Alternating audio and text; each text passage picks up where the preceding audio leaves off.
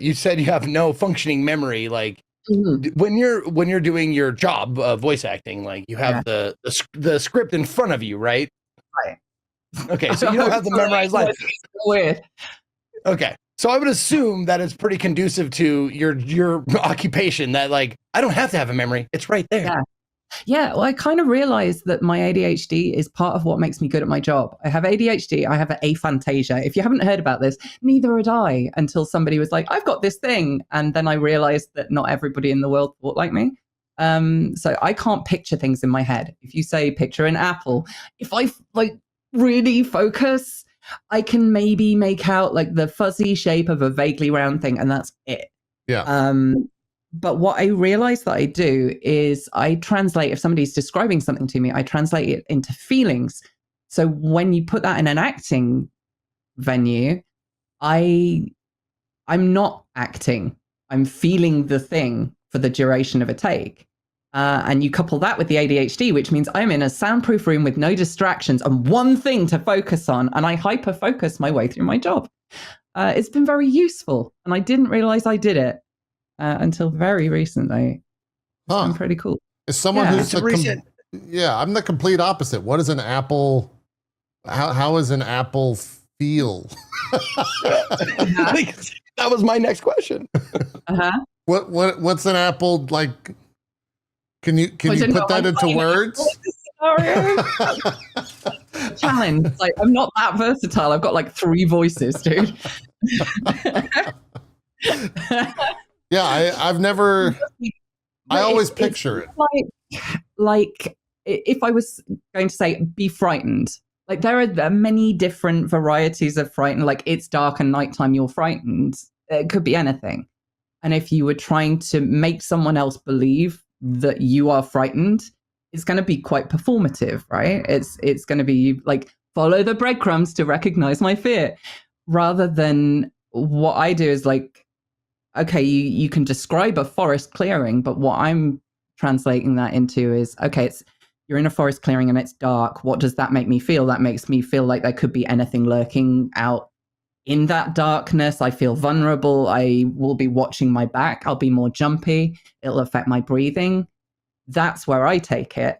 So I'm already in that headspace. Well, by the time we start a take, that's the only thing I can liken it to. You actually believe you're in that that space for the duration of the take. Coming out of that is the important bit, because otherwise you end up in acting hell. And with the kind of characters I play, that's interestingly enough, with this very empathetic approach, have you ever found yourself after a session been like, that was way too much? Like Never too much, but there are certain things, especially the way games are going now with the kind of branching narrative and darker ADHD. That's why I surround myself with them. I feel you. Right. Yes. Oh, so adorable. I can't remember what I was saying. It was we were talking about cats coming out of it. What you ate last night? Coming out. Yeah, I have a voice recording. Yeah. There've been a lot of sessions I've had where it's like really dark subject matter, and especially if you haven't finished that scene as well, you'll be taking a break because your throat is a delicate instrument, and you force air past it, it's going to get sad and angry. So you have to take breaks and hydrate a lot. And if the scene's still going, you have to keep in that headspace. So I end up kind of almost zombie walking out of my recording studio to the bathroom and back again. And if somebody tries to talk to me, I'm kind of like, can you wait until we're done with this? Because snapping in and out of that can be quite difficult.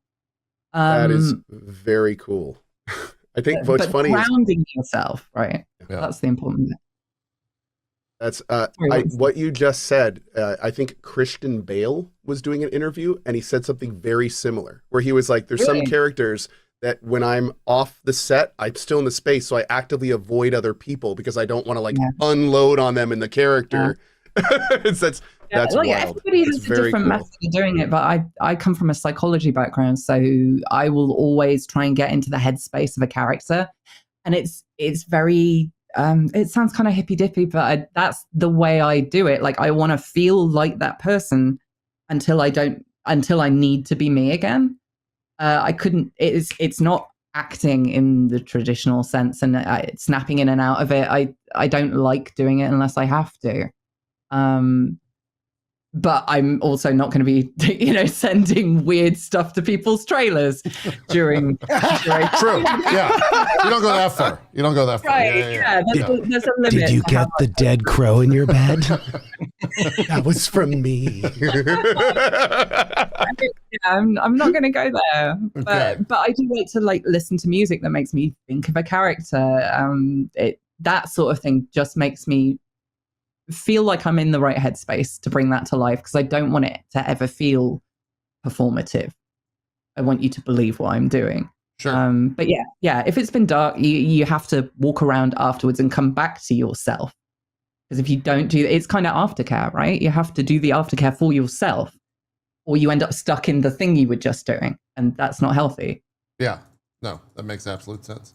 I used to do a bunch of acting back in the day, like community theater and stuff, where you get into a role and after the show's done and stuff like that. But man, you were talking about RP earlier. Those are the ones that I have to walk away just going all right, I need a breath, because that was fucking intense, and it hits you different. I don't know if you feel the same way, but it hits you different because everything's improv and it's a surprise.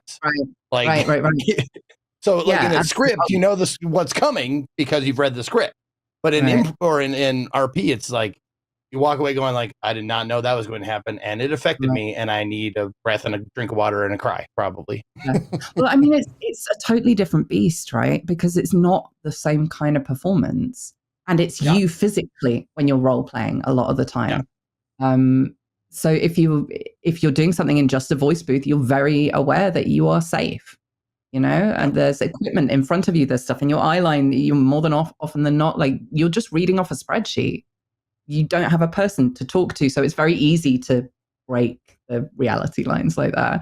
Whereas, full performance capture, you would think it would be easier, but actually it's an easier skill set than bringing something to life in a voice booth, because you've got all your toys back, right? You've got your body and your breath and the people around you in a set. That's easier. But actually believing that you're in that environment, you've got a weird lycra suit on, and everything's uncomfortable, and you're probably holding a pee, because getting out of those suits is really difficult. And there are rigs of cameras and things you can't touch, and that's difficult. Role play gets rid of all of that, and it's just you. It's you bringing that role to life. That's what I love about it.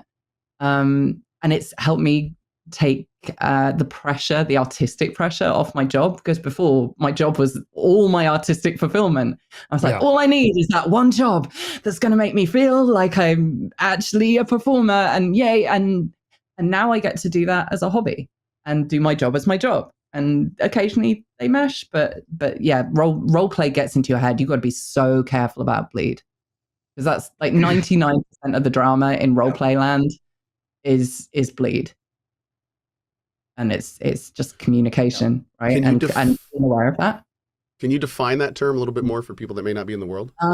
It's basically, okay, so there's you and there's your character, right? And they are not the same person. Even if you've kind of rolled up a self-insert character that is you in a fantasy land, they're not the same person. So if a bad thing happens to your character, it's not you. And it's not that player doing it to you. It's that character doing it to your character. It is so important that you keep those barriers between them, and so communication. The idea of keeping the game in the game and everything outside of the game, it's out of it's your character stole something from my character and I hate you in real life now. Or the other way around, right? We hate each other in real life, but we're gonna avoid each other, or we're gonna treat each other badly in character, regardless of the fact that those characters haven't had any interaction. You just described drop frames. It's true. We put on a brave face, but man, behind the scenes, we are not friends. I actually blocked him 6 months ago from everything but drop frames. The only way he can contact me is via the show while it's live. Yep. And we've all seen some bad shit about Zeke. I actually killed him a year ago, and it's been AI ever since, and people still haven't caught on. Yeah, you're talking to an AI. We're that advanced here on the show. Nobody laughs like that. Hold on, let me turn it down a little bit. There we go. There we Can you go. put him in like a maid's outfit or something? I can pause him. Oh, that's better. Oh, Okay, hold on. Long- Let me put him back on. Let me put him back on. Let me put him back on normal. What was I And saying? there we go. Where was I? He's back. He's back. Oh. Improv. Yay! Acting. It's I didn't I've never experienced this before, Amelia, but after listening to you talk for I don't know, hundreds of hours,